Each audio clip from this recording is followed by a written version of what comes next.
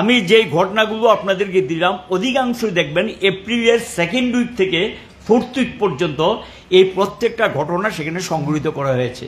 তাহলে এই ঘটনাগুলো থেকে এটা পরিষ্কার শাসক দল চায় না যে সিপিআইএম তো এটা নিষিদ্ধ পার্টি না, এটা গণতান্ত্রিক দল এবং স্বীকৃত রাজনৈতিক দল। এরা প্রকাশ্যে কাজকর্ম করুক, মানুষের সমস্যাগুলো তুলে ধরুক, এইখানে গিয়ে শাসক দল এটাকে কোনো অবস্থাতেই সহ্য করতে চায় না। এবং সবচেয়ে ভয়ঙ্কর যে ঘটনাটা, এটা কখনো হয়নি উৎসবের আগে কাজ করিয়ে পয়সা দেওয়া হয়নি। এখনও অধিকাংশ ব্লকে সেই অর্থ তারা পায়নি। এই দাবিতে আমাদের কর্মসূচি নিয়েছিল, সেই কর্মসূচি নিয়ে আমরা রাজ্যের সর্বত্র রাস্তায় নেমেছি এবং মানুষও রাস্তায় নেমেছে। এবং সংগঠিতভাবে আমরা যেমন নেমেছি, যারা এটা দাবিদার, যারা কাজ করেছেন টাকা পায়নি, তারাও সেখানে গিয়ে কোথাও ব্লকে তালা দিয়েছেন, কোথাও পঞ্চায়েতে তালা দিয়েছেন, কোথাও ভিলেজ কমিটিতে তালা দিয়েছেন এই দাবিতে। এবং এই লড়াইটা যখন চলছে, এটাকে আটকানোর জন্য একটা চেষ্টা তাদের দিক থেকে লক্ষ্য করা যাচ্ছে। এবং সেখানে দেখা যাচ্ছে যে প্রকৃত শ্রমিকরা না অথচ কাজ করেননি, কিন্তু তারা কিন্তু মজুরিটা পেয়ে যাচ্ছে। এরা কারা? এরা মণ্ডলের লোক, এরা হয়তো বা সেখানে তোলাবাজির সঙ্গে যুক্ত। এরা সেখানে গিয়ে দেখা যায় তাদের মজুরিটা পেয়ে যাচ্ছে। প্রকৃত শ্রমিক যারা গরিব যারা, তারা সেখানে মজুরি থেকে বঞ্চিত হচ্ছেন। আমরা এগুলো নিয়ে দৃষ্টি আকর্ষণ করার পরেও কোনো কোনো ব্লকে কিছু পেমেন্ট করেছে, কিন্তু অধিকাংশ ব্লকে এখনও সেই পেমেন্ট হয়নি। এবং ব্লকের যে ডিপার্টমেন্টগুলো, পিডব্লিউডি, বিদ্যুৎ, তারপর উপজাতি কল্যাণ দপ্তর, তফসিলি কল্যাণ দপ্তর, পঞ্চায়েত, আরবান ডেভেলপমেন্ট ডিপার্টমেন্ট, যে ডিপার্টমেন্টগুলো থেকে অর্থ দিয়ে কিছু কাজের ব্যবস্থা করা হয়, এই ডিপার্টমেন্টগুলো অধিকাংশ হাত গুটিয়ে বসে আছেন, কোনো অর্থ নাকি তাদের নেই। সেখানেও দেখা যায় কোনো কাজ নেই। তো লোকে কাজ পাবে কোথায়? কোনো কাজ নেই, এই অবস্থা চলছে। উল্টো দিকে আমরা লক্ষ্য করছি খালি পদ পূরণের বিজ্ঞাপনের উপর বিজ্ঞাপন চলছে। কিছু কিছু মাঝে মধ্যে 2-4টা অফার তারা অনুষ্ঠান করে দিচ্ছেন এবং সেখানে দেখা যায় বেকাররা ইন্টারভিউ দিচ্ছে কিন্তু কাজ পাচ্ছে না। এবং ইন্টারভিউ হয়েছে, সেখানে অফার ছাড়া হয়নি।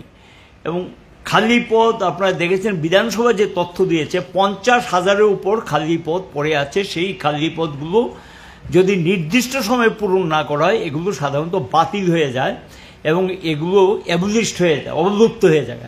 এবং এই অবলুপ্ত হওয়া মানে এগুলো আবার নতুন করে সৃষ্টি হওয়ার কোনো সম্ভাবনা নেই, এমনিতেই কর্মসংস্থানের সুযোগ নেই। এবং সেখানে গিয়ে সেই খালি পদ পূরণের যে সংখ্যাটা, সেই সংখ্যাটা অনুযায়ী যেগুলো আছে নতুন পদ তৈরি না করুক, খালি পদটা পূরণ করা উচিত। এবং তার সঙ্গে নেশা পাল্লা দিয়ে চলছে সারা রাজ্যে। এত নেশা দ্রব্য ধরা পড়ছে, কি হচ্ছে বুঝতে পারছি না, কি বেরিয়ে যাচ্ছে না কি ব্যাপার, এটা তারাই বলতে পারবে। কিন্তু সেখানে এটার বিরুদ্ধে যুবকরা এবং ছাত্ররা যখন রাস্তায়, তারা বিভিন্ন জেলা সদর বিভিন্ন জায়গাতে এই কর্মসূচি নিয়ে হাজার হাজার যুবক যখন রাস্তায় নামিয়ে তারা লড়াই করছেন, আন্দোলন করছেন, এই অবস্থার মধ্যে এটা চলছে। আর উল্টো দিকে আরেক দিকে যেটা চলছে, পানীয় জল নেই, বিদ্যুৎ নেই। এবং পানীয় জল বিদ্যুতের দাবিতে আমজনতা যারা বেশ কয়েকদিনে জল পায় না, বিদ্যুৎ পায় না, হয়তো বিদ্যুতের দাবিতে রাস্তা অবরোধ করছেন অথবা পানীয় জলের দাবিতে রাস্তা অবরোধ করছেন। এই হলো রাজ্যের চেহারা, সামগ্রিক যে চেহারা চলছে। এটা নিয়ে মানুষ দেখা যায় রাস্তায় নেমে তাদের যে ক্ষোভ, এটা অভিব্যক্তি তারা ঘটাচ্ছেন।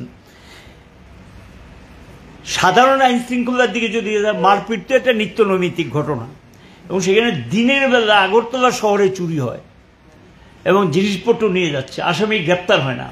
এবং এগুলো কি চলছে? এবং সেখানে গিয়ে গোটা রাজ্যে একটা নৈরাজ্যের বাতাবরণ চলছে এবং এই নৈরাজ্যের হাত থেকে মানুষ এখন মুক্তি চাইছেন। আমরা এগুলো নিয়ে আমরা বামপন্থীরও সেখানে উদ্বিগ্ন। নারীরা নির্যাতিত হচ্ছেন, প্রায়শই এটা ঘটনা ঘটছে, কিন্তু সেখানে কোনো আসামি গ্রেপ্তারের কোনো ব্যবস্থা নেই। হাইওয়ে যেগুলো হয়েছে, তৈরি হয়েছে যে হাইওয়েগুলি, সেই হাইওয়েগুলির অবস্থাটা কি? আপনারা যদি এখন যান খোয়াই দিয়ে কমলপুরের রাস্তাটা, বা এখানে যে নতুন বেশি দিন হয়নি, এই হাইওয়েগুলি এত নিম্নমানের কাজ হয়েছে, এগুলি দেখা যাচ্ছে 1 বছর যাওয়ার পরে সেখানে এবড়ো থেবড়ো অবস্থা এবং সেখানে বিরাট বিরাট গর্ত হয়ে গেছে এবং মাছের চাষ করা যাবে কোনো কোনো জায়গাতে এমন গর্ত হয়ে গেছে হাইওয়েতে। তাহলে এই কাজটা খুবই নিম্নমানের হয়েছে, এটা তো হওয়ার কথা না। এবং এগুলো নিয়েও মানুষের মধ্যে ক্ষোভ বিক্ষোভে বহিঃপ্রকাশ ঘটছে। দুর্নীতি চলছে, সংবাদ মাধ্যমে প্রতিনিয়ত সংবাদ প্রকাশিত হচ্ছে, বিভিন্ন জায়গায় অভিযোগ উঠেছে, এগুলি নিয়ে অভিযোগ জানালেও দেখার কোনো লোক নেই এবং দুর্নীতি তোলাবাজি এখানে নিত্যকার ঘটনা চলছে।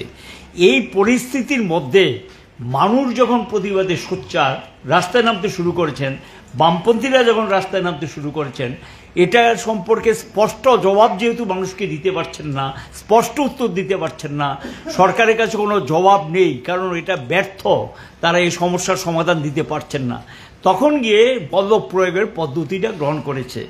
আপনারা জানেন যে আমাদের রাজ্যে অনেকগুলো পার্টি অফিস এখনও আমরা খুলতে পারিনি এবং অনেক পার্টি অফিস ভাঙচুর করেছে, ভেঙে দিয়েছে।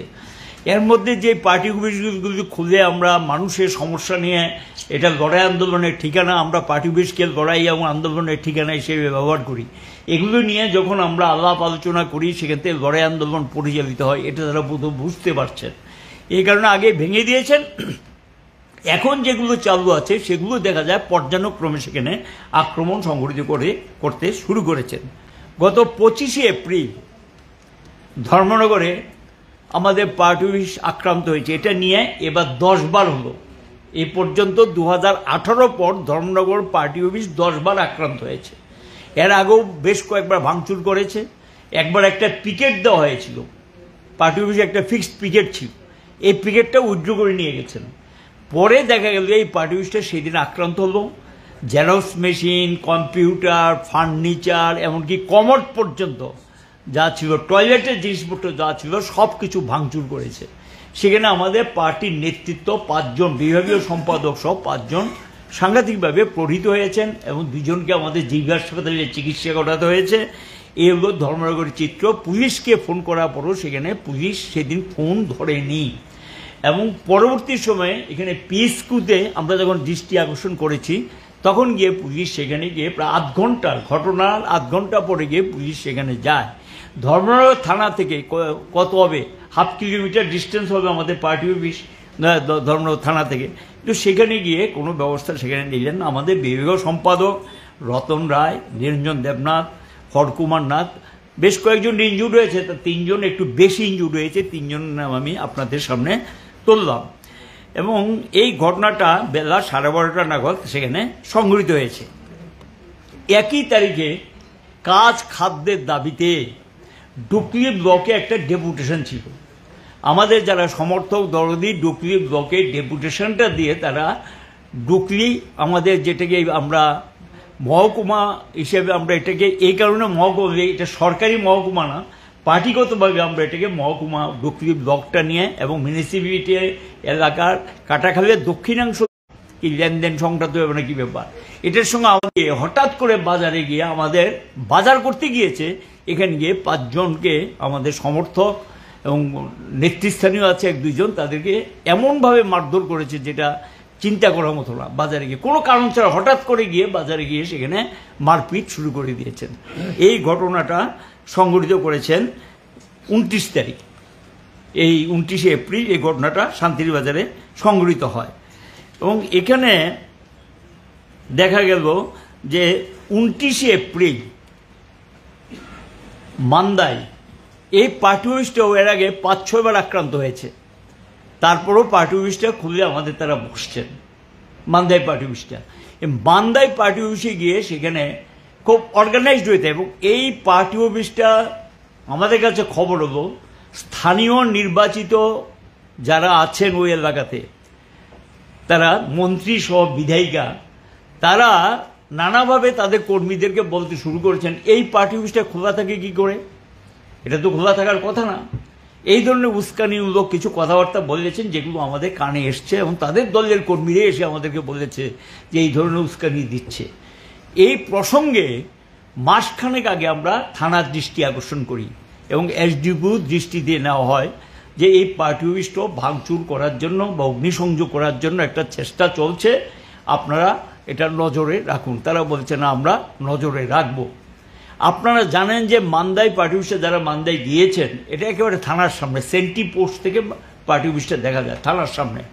এখানে সঙ্গে একটা ব্যাংকও আছে, এটা পাহারার জন্য কিন্তু সবসময় পুলিশ থাকে ডে নাইট, এই ব্যাংকটাকে পাহারা দেওয়ার জন্য। এটা পার্টি অফিসের সঙ্গে বিল্ডিংয়ের সঙ্গেই।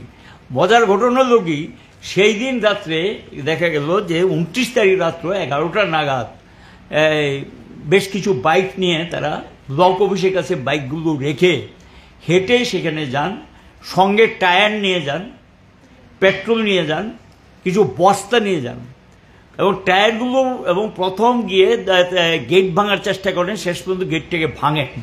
তারপরে গিয়ে গেটের পাশে যে ফেন্সিং ছিল সেই ফেন্সিংটা বেড়া যেটা ছিল টিনের বেড়া, সেই টিনের বেড়াটাকে ভেঙে ফেলা হয়। গিয়ে ঢুকে পার্টি অফিসের ভিতর ঢুকে গিয়ে সেখানে টায়ার ফেলে টায়ারের উপর বস্তা দিয়ে পেট্রোল ঢেলে তারা আগুন দেন এবং এমনভাবে পুড়িয়েছে পার্টি অফিসটা, না দেখলে বোঝা বড় কঠিন। এবং অনেকক্ষণ ধরে সেই অগ্নিসংযোগের কাজ চলে, পার্টি অফিসটাকে সম্পূর্ণ হয়। এই যে দপ্তরটা, এই দপ্তরটা লোকাল কমিটি অফিস যেমনিতে মান্দায়, তাছাড়াও কিন্তু বিভাগীয় কাজকর্ম এখান থেকে জিরানিয়া বিভাগে যে কাজকর্ম অনেকটা এখান থেকে পরিচালনা করা হতো। এবং এই কারণে এই অফিসটা যাতে খোলা না থাকতে পারে এর জন্য এই ঘটনাটা করেছেন এবং শাসক দলের দুর্বৃত্তরা এই সমস্ত ঘটনাগুলোর সঙ্গে যুক্ত। এবং শাসক দল যখন তার জনবিচ্ছিন্নতা বাড়ছে, মানুষের সমর্থন কমছে, মানুষকে কোনো কিছু রিলিফ দিতে পারছেন না, কোনো জবাব দিতে পারছেন না, তখনই গিয়ে তারা সেখানে গিয়ে স্বৈরাচারী দৃষ্টিভঙ্গি নিয়ে এবং ফেসিবাদী দৃষ্টিভঙ্গি নিয়ে একদলীয় শাসন ব্যবস্থা কায়েম করার দৃষ্টিভঙ্গি নিয়ে এবং এখানে এই ঘটনা মান্দাইতেও সেখানে তারা সংঘটিত করলেন। এর প্রতিবাদে মানুষ বেরিয়ে এসছেন, বিক্ষোভও করেছেন, ঢুকলিতেও বিক্ষোভ হয়েছে, দর্পনগরেও বিক্ষোভ হয়েছে এবং সমস্ত সেখানে এটা করে ভাবছেন যে সিপিএম অফিসগুলো বন্ধ করে দেবেন। কিন্তু আমরা এর আক্রমণের মুখে দাঁড়িয়েও আমাদের সাহসী কমরেডরা সেখানে গিয়ে অফিস খুলছেন এবং অফিস খোলা রেখে সেখানে কাজকর্ম পরিচালনা করার চেষ্টা করছেন। 21 তারিখ এপ্রিলের সোনাইছড়ি সাবরুমের এটা পার্টির লোকাল কমিটি অফিস, এটা এ নিয়ে 7 বার ভাঙচুর পুড়িয়ে দিয়েছেন এবং লাস্ট গিয়ে 21 এপ্রিল সোনাইছড়ির লোকাল কমিটি অফিসটাতে রাতের বেলা আগুন দিয়ে পুড়িয়ে দিয়েছে, যাতে এখানে কোনো প্রকার কাজকর্ম আমরা প্রকাশ্য রাজনৈতিক কাজকর্ম, পার্টি পরিচালনার কাজকর্ম যেটা আমরা অধিকার এবং সেটা যাতে আমরা প্রয়োগ না করতে পারি এই কাজটা তারা করেছেন। এবং আপনারা জানেন যে এখানে একটা বৈদ্যনাথ মজুমদারের একটা মূর্তি ছিল এবং সেটা এই চণ্ডীপুর স্কোয়ার বলে একটাকে, সেই জায়গাটার মধ্যে মূর্তিটা স্থাপন করা ছিল। এই মূর্তিটা প্রথম ভেঙে ফেলা হয়, তারপর সরকারের থেকে বলা হয়েছিল যে মূর্তিটা তারা স্থাপন করে দেবেন, কিন্তু আজও সেই প্রতিশ্রুতি তারা রূপায়ণ করেননি। আমরা যখন ভাবছিলাম যে আমরা নিজেরাই একটা মূর্তি তৈরি করি, সেই জায়গায় মূর্তিটা স্থাপন করব, ওই জায়গাটার মধ্যে নিয়ে রামের মূর্তি সেখানে বসিয়ে দিলেন এবং এটা শাসক দলই এটার সঙ্গে যুক্ত, ওরা করেছেন। কিন্তু সেখানেও গিয়ে কিন্তু সরকার নির্বিকার, কোনো ভূমিকা নিলেন না, পুলিশও সেখানে কোনো ভূমিকা নিলেন না। তাহলে একটার পর একটা ঘটনা, এই ঘটনাটা সংঘটিত হয়েছে এপ্রিলের 12 তারিখ। আমি যেই ঘটনাগুলো আপনাদেরকে দিলাম অধিকাংশ দেখবেন এপ্রিলের 2nd উইক থেকে 4th উইক পর্যন্ত এই প্রত্যেকটা ঘটনা সেখানে সংঘটিত করা হয়েছে। তাহলে এই ঘটনাগুলো থেকে এটা পরিষ্কার শাসক দল চায় না যে সিপিএম তো এটা নিষিদ্ধ পার্টি না, এটা গণতান্ত্রিক দল এবং স্বীকৃত রাজনৈতিক দল, এরা প্রকাশ্যে কাজকর্ম করুক, মানুষের সমস্যাগুলো তুলে ধরুক, এখানে গিয়ে শাসক দল এটাকে কোনো অবস্থাতেই সহ্য করতে চায় না।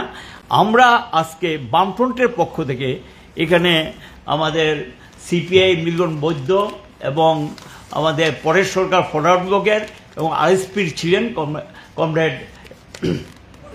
দীপক দেব এবং আমাদের সিপিআইএমের পক্ষ থেকেও রাধাচরণ দেববর্মা, আর আমি বামফ্রন্ট কনভেনার হিসেবে ছিলাম।